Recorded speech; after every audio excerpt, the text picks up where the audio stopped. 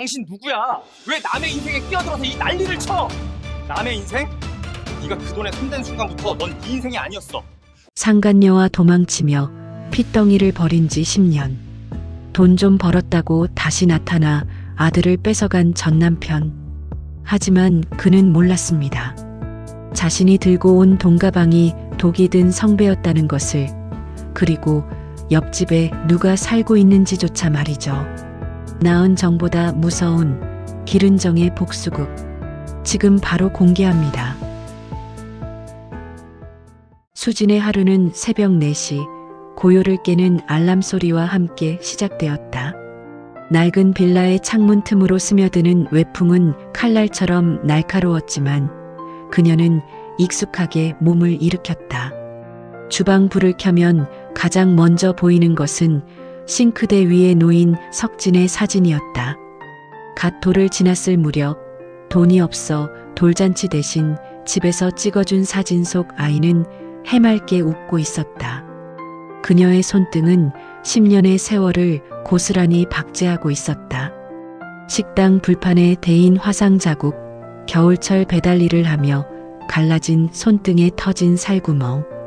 그 흉터들은 수진에게 훈장이자 족쇄였다. 남편 경수가 10년 전 상간녀와 눈이 맞아 도망치며 남긴 것은 오직 2가지였다. 산더미 같은 사채 빚, 그리고 이제 막 걸음마를 떼기 시작한 핏덩이 아들 석진. 석진은 경수가 상간녀 사이에서 낳아온 아이였다. 처음 그 아이를 품에 안았을 때 수진은 세상을 저주했다. 나를 배신한 남자의 아이를 내가 왜 키워야 하는가. 하지만 아이의 맑은 눈망울이 수진의 손가락을 꼭 쥐었을 때 그녀는 깨달았다. 이 아이 역시 자신처럼 버려진 존재라는 것을. 그때부터 수진은 석진을 위해 살았다. 피 한 방울 섞이지 않았다는 사실은 중요하지 않았다. 석진은 그녀가 지옥 같은 삶을 버티게 하는 유일한 숨구멍이었다.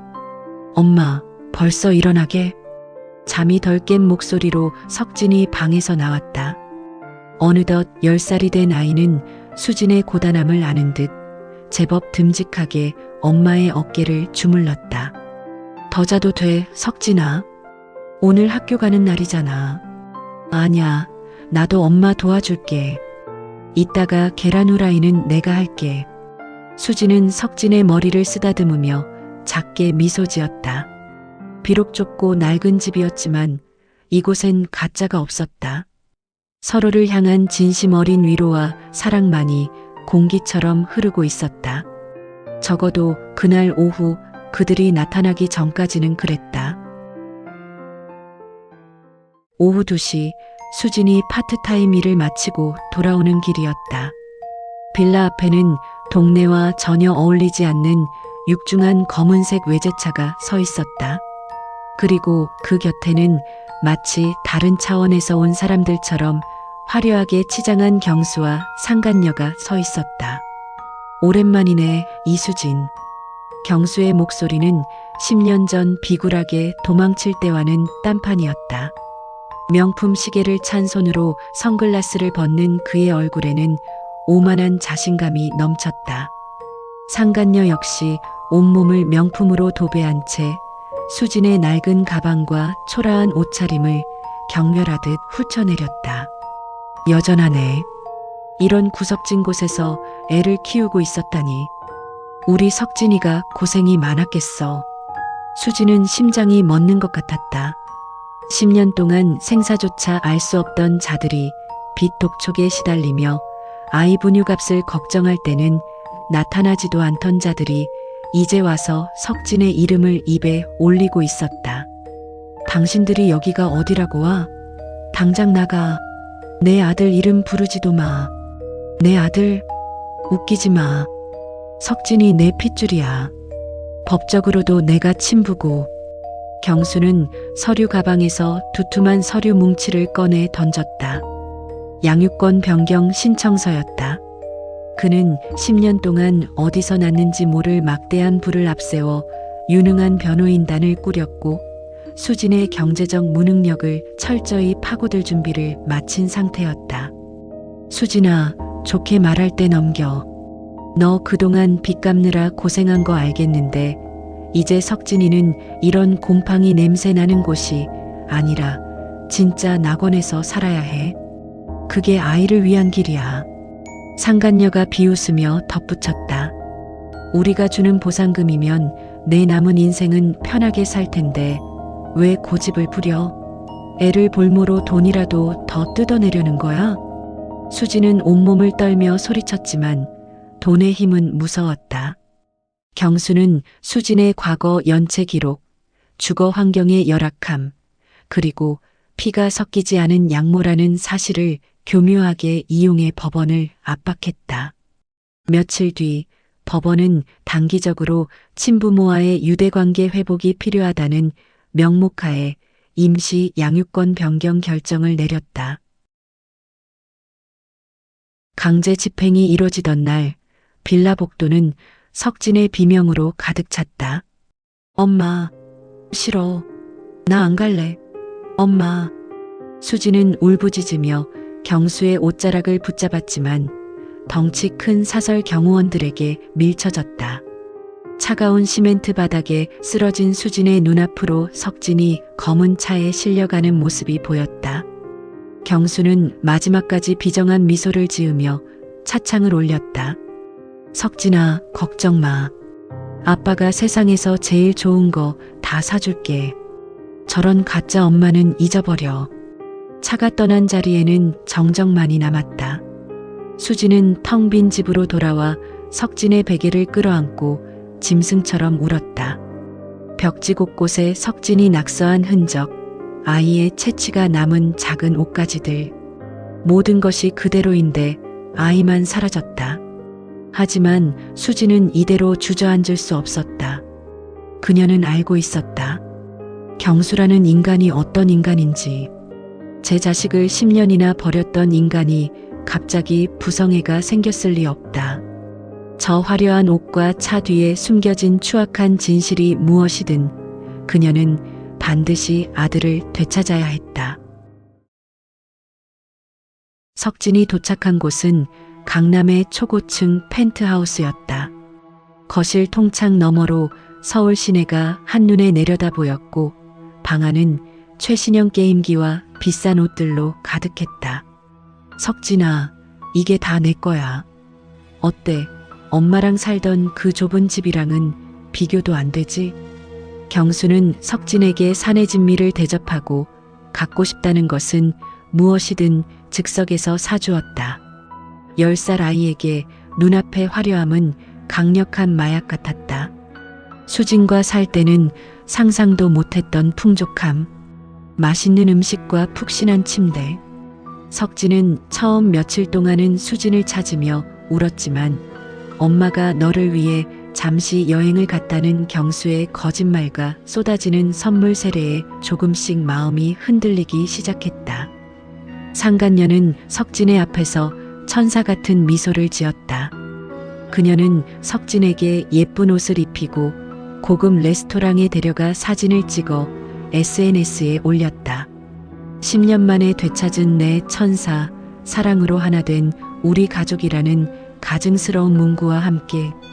그러나 그 화려한 밑바닥에는 서늘한 기운이 감돌고 있었다. 경수와 상간녀는 석진이 잠들 때마다 거실에 모여 은밀하게 대화를 나눴다. 그 여자 우리 아파트로 이사 온다며? 정말 독한 년이야. 방세 낼 돈이나 있나? 내버려둬. 그래봤자 월세나 전전하는 인생인데 뭘 하겠어. 석진이만 완벽하게 우리 편으로 만들면 돼. 그게 우리가 그 돈을 안전하게 쓸 수 있는 유일한 방법이니까. 경수의 눈빛에는 부성애 대신 기괴한 탐욕이 서려 있었다. 그들에게 석진은 되찾은 자식이 아니라 자신들의 추악한 과거를 덮어줄 가장 완벽한 세탁기였다. 수진의 선언. 수진은 가진 돈을 전부 끌어모았다. 살던 빌라 보증금을 빼고 운 좋게도 경수의 옆동, 그리고 석진이 있는 펜트하우스가 내려다 보이는 옆집에 매물이 나왔다. 이삿짐을 싸며 수지는 거울을 보았다. 눈밑은 하고 안색은 파리했지만 눈빛만큼은 그 어느 때보다 날카롭게 빛나고 있었다. 석진아, 기다려. 엄마가 바로 옆에 갈게. 그녀는 알고 있었다. 이제부터 시작될 싸움은 10년 전보다 훨씬 더 처절할 것이라는 것을. 돈이라는 이름의 거대한 괴물과 맞서기 위해 수지는 스스로 투사가 되기로 결심했다. 경수와 상간녀가 쌓아 올린 가짜 낙원을 무너뜨리고 그 속에 갇힌 아들을 구해내기 위한 수진의 위대한 여정이 시작되는 순간이었다. 프레스티지 캐슬. 이름만큼이나 거창한 그 아파트 단지는 입구부터 수진을 압도했다. 높게 솟은 담벼락과 삼엄한 경비실, 그리고 주민들만 통과할 수 있는 전자식 보안문은 마치 수진 같은 이방인을 걸러내기 위해 존재하는 필터 같았다. 수진은 낡은 이삿짐 트럭에서 내린 몇 안 되는 상자들을 들고 엘리베이터에 올랐다. 경수가 사는 펜트하우스는 옆동이었지만 수진이 계약한 이 집의 복도 끝 창가에서는 경수의 집 거실이 보였다. 그것이 수진이 전 재산을 털어 이곳에 들어온 유일한 이유였다. 엘리베이터가 15층에 멈추고 문이 열렸을 때 한 남자가 서 있었다. 정갈하게 빗어넘긴 머리, 주름 하나 없는 짙은 감색 코트, 그리고 감정을 읽을 수 없는 서늘한 눈빛. 진혁이었다. 수진이 낑낑대며 커다란 상자를 들고 내리려다 그와 어깨를 부딪혔다.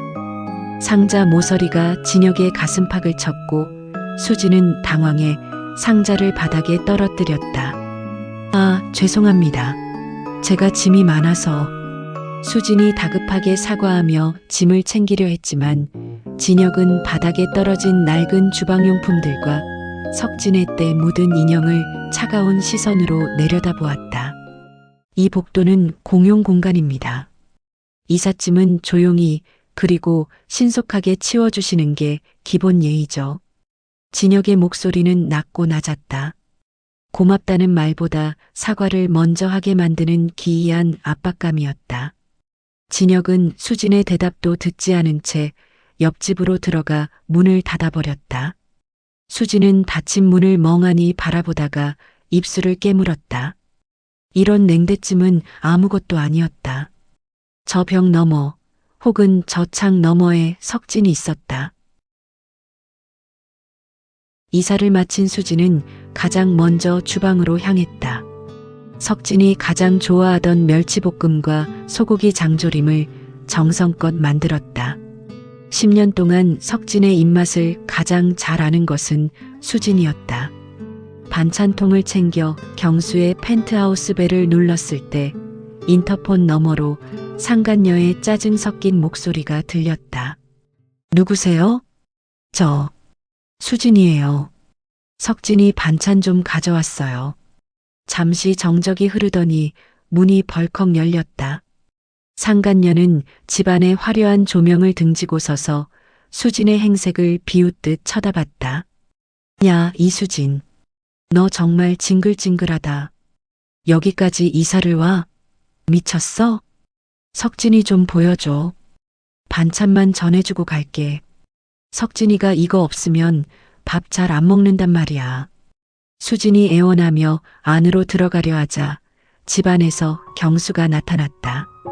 그는 수진이 들고 있던 반찬통을 뺏어 복도 바닥으로 던져버렸다. 플라스틱 통이 깨지며 정성껏 만든 밑반찬들이 시멘트 바닥에 흉측하게 흩어졌다. 이딴 쓰레기 치워. 우리 석진이는 이제 최고급 요리사들이 만든 음식만 먹어. 너 같은 여자가 만든 구질구질한 반찬 안 먹는다고. 경수는 수진을 거칠게 밀쳐냈고 수진은 복도 벽에 부딪혀 주저앉았다. 문은 가차없이 닫혔다. 깨진 반찬통 사이로 흐르는 장조림 국물이 마치 수진의 눈물 같았다. 수진은 엉엉 울지도 못한 채 떨리는 손으로 바닥을 훑쳤다. 그때 그림자 하나가 수진을 덮었다. 고개를 들어보니 퇴근하던 진혁이 무심하게 서 있었다. 그는 바닥에 흩어진 반찬들과 처량하게 주저앉은 수진을 번갈아 보았다. 말했을 텐데요. 복도에서 소란 피우는 거 질색이라고. 진혁은 주머니에서 손수건을 꺼내 수진에게 건넸다. 위로의 말은 없었다. 하지만 수진은 그 손수건에서 느껴지는 서늘하지만 깨끗한 감촉에 참았던 울음을 터뜨리고 말았다. 진혁은 자신의 집으로 들어가려다 멈춰서서 수진을 돌아보았다. 저 사람들, 당신이 울면 울수록 더 기세등등해질 타입입니다. 올 시간에 저 집 보안이 언제 허술해지는지, 저 사람들이 아이를 데리고 언제 나가는지나 확인하시죠. 네, 이 아파트 보안 시스템 제가 좀 압니다. 그리고 옆집 사는 사람으로서 매일 복도에 반찬 냄새 풍기는 것도 싫으니 돕겠다는 겁니다. 진혁의 말은 가시 돋친 듯 했지만 수지는 직감했다. 이 남자가 자신의 유일한 동아줄이 될지도 모른다는 것을. 수지는 눈물을 닦고 일어섰다. 진혁은 수진의 눈빛이 순식간에 슬픔에서 도끼로 바뀌는 것을 보며 흥미롭다는 듯 입꼬리를 살짝 올렸다. 한편 펜트하우스 안에 석진은 화려한 식탁 앞에 앉아 있었다. 식탁 위에는 비싼 스테이크와 고급 요리들이 가득했지만 석진은 왠지 목이 메어 음식이 넘어가지 않았다. 석진아, 왜 안 먹어? 이거 엄청 비싼 거야. 경수가 다정하게 물었지만 석진의 시선은 닫힌 현관문을 향해 있었다. 아까 밖에서 들린 엄마의 목소리. 분명 엄마였다. 아빠, 아까 엄마 왔었지? 나 엄마가 해준 멸치볶음 먹고 싶은데. 상간녀의 얼굴이 순식간에 굳어졌다. 그녀는 억지로 미소를 지으며 석진의 손을 잡았다. 석진아, 그 아줌마는 이제 너랑 상관없는 사람이야. 그 아줌마가 너 버리고 여행 갔다고 했잖아. 아빠랑 엄마가 이렇게 잘해주는데 왜 자꾸 그 여자 얘기를 해? 석진은 고개를 숙였다. 10살 아이의 본능은 알고 있었다. 엄마는 절대 자신을 버리고 여행을 갈 사람이 아니라는 것을. 하지만 화려한 방에 갇힌 채 자신을 감시하는 친부모의 눈빛이 무서워 석진은 입을 다물었다. 석진은 밤마다 창밖을 보았다. 저 옆동 불이 켜진 어느 작은 창가에 엄마가 있을지도 모른다는 생각에 아이는 작은 손을 창문에 대고 소리 없는 인사를 건넸다. 그 시각 거실에서 경수와 상간녀는 위스키 잔을 기울이며 대화를 나누고 있었다. 경수 씨, 조직 애들이 이 동네까지 기웃거린다는 소문이 있어. 정말 괜찮은 거야?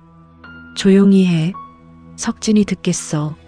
10년이나 지났어. 그 돈가방 들고 튄 놈들이 죽었는지 살았는지 누가 알아? 우린 이제 완벽한 신분이야. 아무도 의심 못해. 경수는 떨리는 손을 감추려 술을 단번에 들이켰다. 그들이 훔친 돈은 단순한 작물이 아니었다. 누군가의 목숨값이자 범죄 조직의 생명줄이었다. 경수는 그 돈으로 쌓아 올린 이 낙원이 영원할 것이라 믿고 싶었지만 어두운 아파트 단지 밖에서는 이미 낯선 차들이 그들의 펜트하우스를 지켜보고 있었다. 수지는 옆집 베란다에서 경수의 집을 바라보았다. 그리고 그 옆에서 진영 역시 어두운 밤하늘을 보며 무언가를 기록하고 있었다. 서로 다른 목적을 가졌지만 두 사람의 시선은 같은 곳을 향하고 있었다. 전쟁의 서막이었다. 수진의 거실은 흡사작전 기지와 같았다. 벽면에는 경수의 펜트하우스 평면도와 석진의 학원 시간표, 그리고 경수가 주로 출입하는 주차장 입구에 사진들이 붙어 있었다. 진혁은 수진의 집 소파에 앉아 그녀가 수집한 자료들을 훑어보며 미간을 찌푸렸다. 이건 그냥 스토킹일 뿐입니다. 저들이 법적으로 빈틈을 보이게 만들려면 감정이 아니라 숫자가 필요해요. 진혁은 가방에서 노트북을 꺼냈다. 그는 수진에게 경수의 법인 등기부 등본과 최근 3년간의 사치스러운 소비 기록이 담긴 리포트를 보여주었다. 강경수 씨 10년 전까지만 해도 신용불량자의 사채 빚만 수억이었던 사람이더군요. 그런데 갑자기 해외에서 투자 대박이 났다? 그 투자처라는 곳, 서류상으로만 존재하는 페이퍼 컴퍼니입니다. 이 돈의 진짜 정체는 따로 있어요. 수지는 진혁의 차가운 분석에 침을 삼켰다. 그게 무슨 뜻인가요? 누군가에게서 빼앗은 돈이거나 절대 세상에 나와서는 안 되는 돈이라는 뜻이죠. 그 비밀만 잡아내면 석진이는 당신에게 돌아옵니다. 범죄자에게 아이의 양육권을 맡길 판사는 없으니까요. 진혁의 말은 수진에게 한 줄기 빛이었다. 하지만 진혁이 왜 이렇게까지 자신을 돕는지 수진은 여전히 의문이었다. 진혁은 수진의 의심스러운 눈빛을 읽은 듯 덧붙였다. 말했죠. 옆집이 조용했으면 좋겠다고. 그리고 나도 예전에 당신처럼 누군가를 잃어본 적이 있거든요. 법이 지켜주지 못해서. 진혁의 눈에 스친 찰나의 슬픔을 보며 수지는 그가 단순히 무심한 이웃이 아니라는 것을 깨달았다. 두 사람은 그날 밤 복도에 흐르는 정적을 공유하며 서로의 결핍을 채우는 기묘한 동맹을 맺었다. 펜트하우스 내부의 갈등은 임계점에 다다르고 있었다. 경수는 석진에게 세상의 모든 좋은 것을 사주었지만 정작 석진이 원하는 대화에는 귀를 닫았다. 석진은 화려한 식탁에 앉아 상간녀가 건넨 명품 브랜드의 키즈 메뉴를 물끄러미 바라보았다. 석진아, 왜 또 입을 꾹 닫고 있어? 엄마가 속상하게. 상간녀의 가식적인 다정함에 석진은 젓가락을 내려놓았다. 아줌마는 우리 엄마가 아니잖아요. 우리 엄마는 손에서 늘 락스 냄새랑 기름 냄새가 났는데 당신한테선 너무 진한 꽃향기만 나서 머리가 아파요. 상간녀의 얼굴이 순식간에 일그러졌다. 그녀는 들고 있던 와인 잔을 거칠게 내려놓았다. 이 어린 게 정말. 야, 내가 살던 그 구질구질한 동네로 돌아가고 싶어? 거기 가면 너 또 빚쟁이들한테 시달려야 해. 우리가 널 살려준 거라고. 상간녀의 고함에 석진은 움찔하며 어깨를 움츠렸다. 거실 한쪽에 서 있던 경수 역시 싸늘한 표정으로 석진을 노려보았다. 석진아, 아빠가 참는데도 한계가 있다. 그 여자가 널 세뇌시킨 모양인데 그 여자는 이제 내 인생에 없어. 한 번만 더 엄마 소리 하면 그땐 정말 혼날 줄 알아라. 석진은 자신의 방으로 뛰어들어가 문을 잠갔다. 방 안을 가득 채운 화려한 로봇 장난감들이 마치 자신을 감시하는 간수처럼 느껴졌다. 석진은 침대 밑에 몰래 숨겨둔 수진의 낡은 손수건을 꺼내 얼굴을 묻었다. 거기엔 아직 수진의 채취가 미세하게 남아 있었다. 아이는 그 냄새를 맡으며 소리 없이 오열했다. 다음 날 수진은 진혁의 조언대로 행동에 나섰다. 그녀는 아파트 단지 내 주민들이 모이는 카페와 커뮤니티의 익명으로 글을 올렸다. 화려한 펜트하우스 부부의 실체, 10년 전 아이를 유기하고 도망쳤던 전적, 그리고 현재 아이를 강제로 데려와 정서적으로 학대하고 있다는 사실들. 평판을 중시하는 상류층 아파트에서 소문은 불길처럼 번졌다. 경수와 상간녀가 엘리베이터를 탈 때마다 주민들의 수군거림이 뒤따랐다. 세상에, 저 부부가 그 유명한 불륜 유기범들이래? 돈만 많으면 뭐해, 사람 도리를 모른다는데. 경수는 분노에 차수진의 집 문을 두드렸다. 이수진, 내가 한 짓이지? 당장 글 내려. 명예훼손으로 고소당하고 싶어? 하지만 문을 열고 나온 것은 수진이 아니라 진혁이었다. 진혁은 팔짱을 낀 채 경수를 내려다보았다. 고소 해보시죠. 명예훼손이 성립하려면 적시한 사실이 허위여야 하는데 당신들 과거가 허위입니까?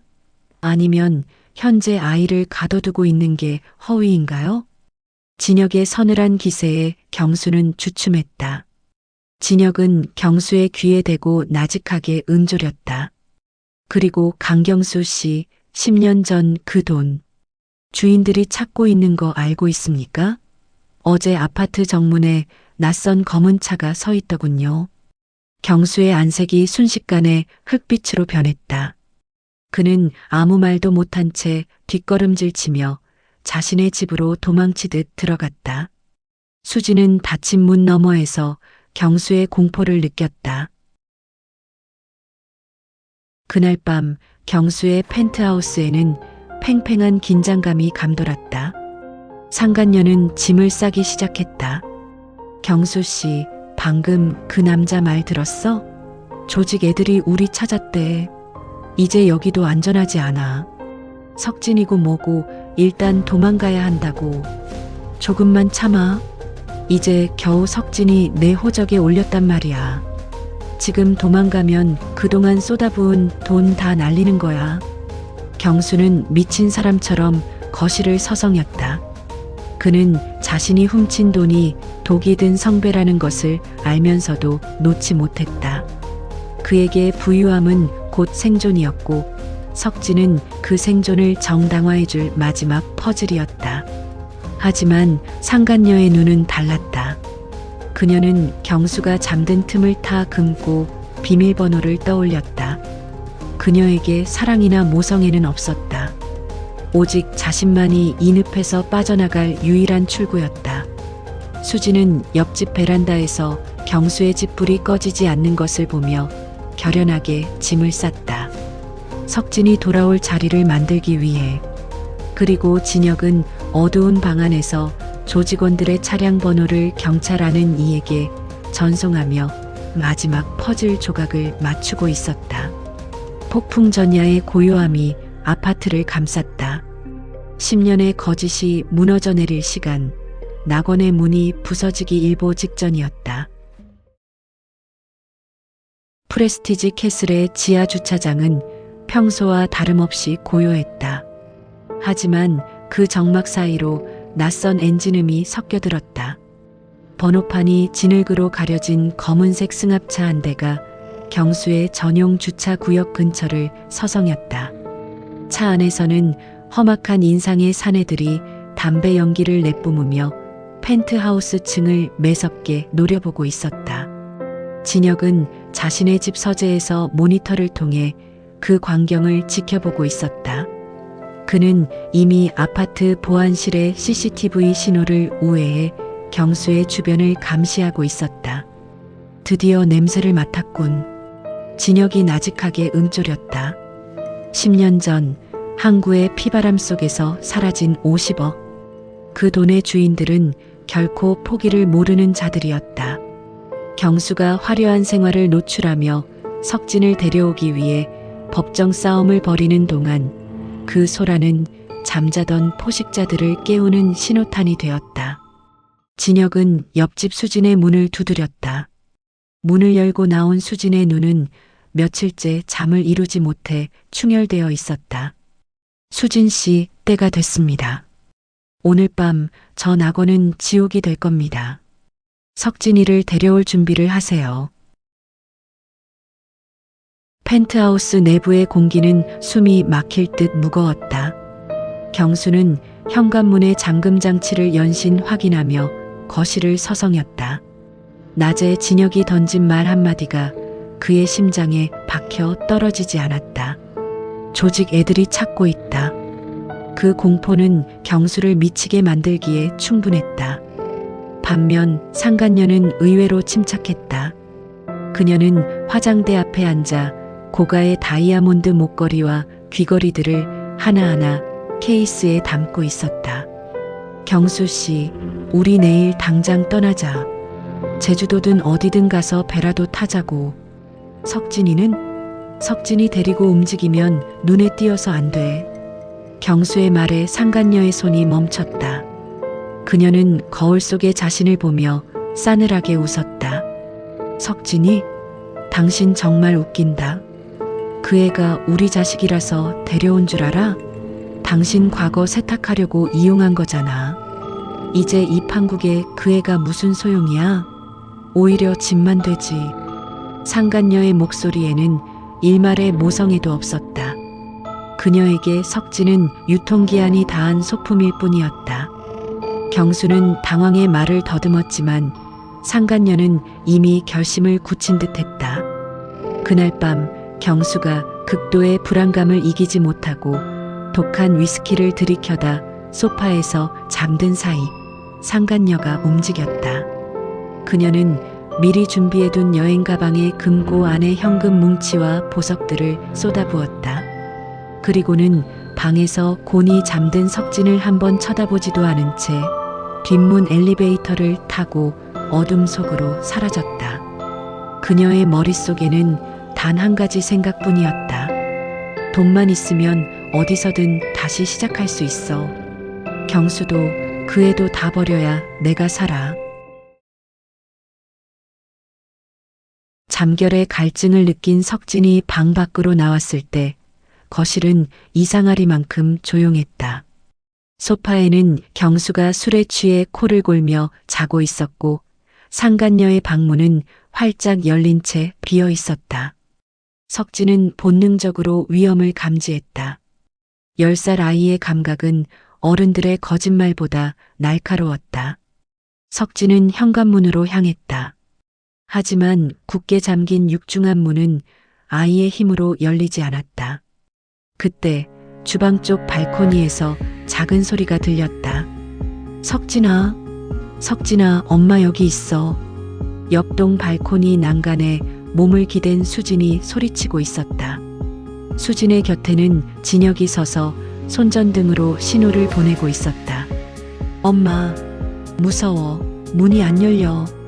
석진아, 진정해. 거기 비상키가 있을 거야. 아저씨가 가르쳐주는 대로 해봐. 진혁의 침착한 목소리가 석진에게 전달되었다. 진혁은 미리 파악해둔 펜트하우스의 스마트 홈 시스템 취약점을 이용해 석진의 태블릿 PC로 보안 해제 코드를 보냈다. 석진은 떨리는 손으로 패드를 조작했다. 띠리릭. 현관문의 잠금이 풀리는 경쾌한 소리가 들렸다. 석진은 뒤도 돌아보지 않고 복도로 뛰쳐나갔다. 복도로 나온 석진을 맞이한 것은 수진의 따뜻한 품이었다. 수진은 복도로 달려나와 석진을 으스러지도록 껴안았다. 석진아, 내 새끼, 엄마가 미안해. 너무 늦었지? 엄마, 이제 다시는 나 안 보낼 거지? 저 집 싫어. 저 아저씨들 무서워. 두 사람이 눈물의 재회를 나누는 사이 복도 끝 엘리베이터 문이 열렸다. 검은 양복을 입은 사내 3명이 내렸다. 그들은 경수의 집 호수를 확인하더니 수진과 석진을 위협적인 눈빛으로 바라보았다. 진혁이 그들 앞을 가로막았다. 길을 잘못 찾아오신 것 같군요. 여긴 거주자 외출입 금지입니다. 비켜, 이 자식아. 우린 강경수 그놈한테 받을 게 있어서 왔으니까. 사내들이 품 안에서 흉기를 꺼내려던 찰나 아파트 단지 전체에 요란한 사이렌 소리가 울려 퍼졌다. 진혁이 미리 배치해둔 경찰들이 들이닥친 것이었다. 경찰이다. 꼼짝마. 조직원들은 당황해 도망치려 했지만 진혁은 이미 엘리베이터를 제어해 멈춰 세운 뒤였다. 복도는 순식간에 아수라장이 되었다. 소란의 잠에서 깬 경수가 거실로 나왔을 때 그를 맞이한 것은 경찰의 차가운 총구와 수갑이었다.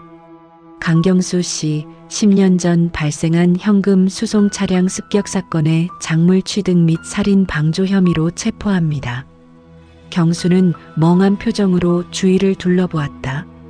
돈가방이 들어있던 금고는 비어 있었고 믿었던 상간녀는 흔적도 없었다. 복도 멀리서 수진의 품에 안겨 자신을 공포 섞인 눈빛으로 바라보는 석진의 모습이 보였다. 아니야. 내 돈, 내 아들.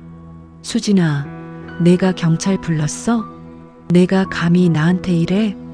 경수는 광기 어린 소리를 질렀지만 진혁이 그의 앞을 차갑게 가로막았다. 당신이 10년 전 버렸던 건 아내와 아들만이 아니야. 인간으로서의 마지막 기회였지. 이제 그 대가를 치를 시간이야. 경수는 힘없이 바닥에 주저앉았다. 화려했던 펜트하우스의 조명이 깜빡거리다 꺼졌다. 가짜 낙원의 화려한 커튼이 내려가는 순간이었다. 경수가 수감된 구치소 면회실의 공기는 무겁고 서늘했다. 불과 며칠 전까지 펜트하우스에서 거드름을 피우던 그의 모습은 온데간데 없었다.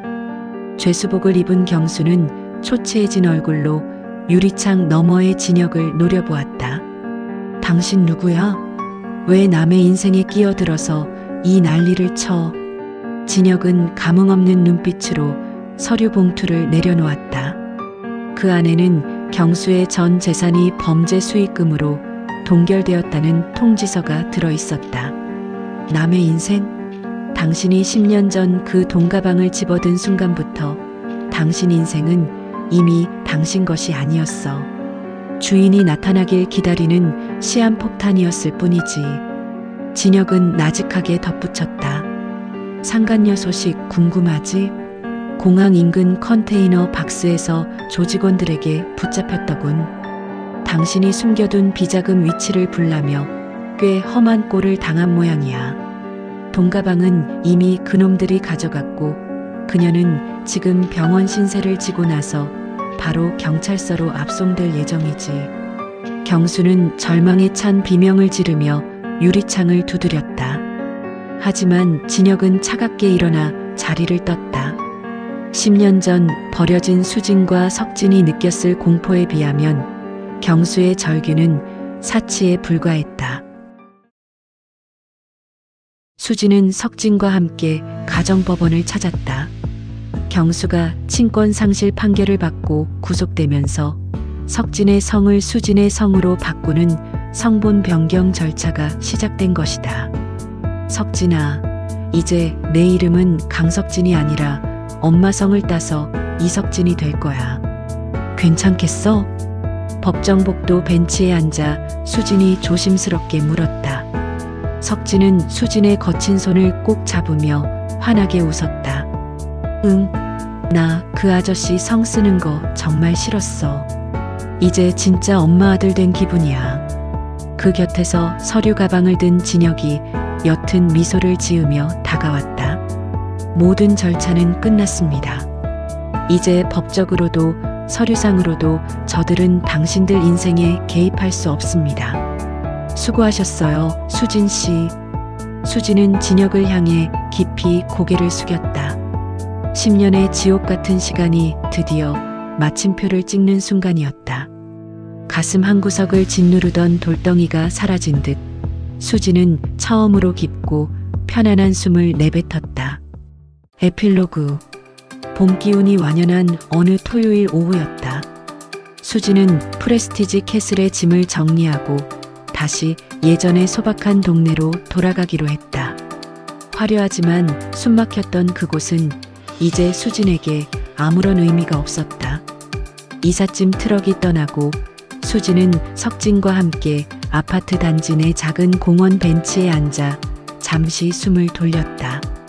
엄마, 우리 이제 정말 행복해지는 거지? 그럼 우리 석진이 하고 싶은 거 다 하면서 살자. 그때 멀리서 익숙한 발소리가 들렸다. 진혁이었다. 그는 평소처럼 정갈한 차림이었지만 손에는 수진이 좋아하는 캔커피 2개와 석진을 위한 딸기 우유가 들려 있었다. 이사는 잘 마쳤습니까? 네, 덕분에 전부 정리했어요. 진혁 씨는요? 여기 계속 계실 거죠?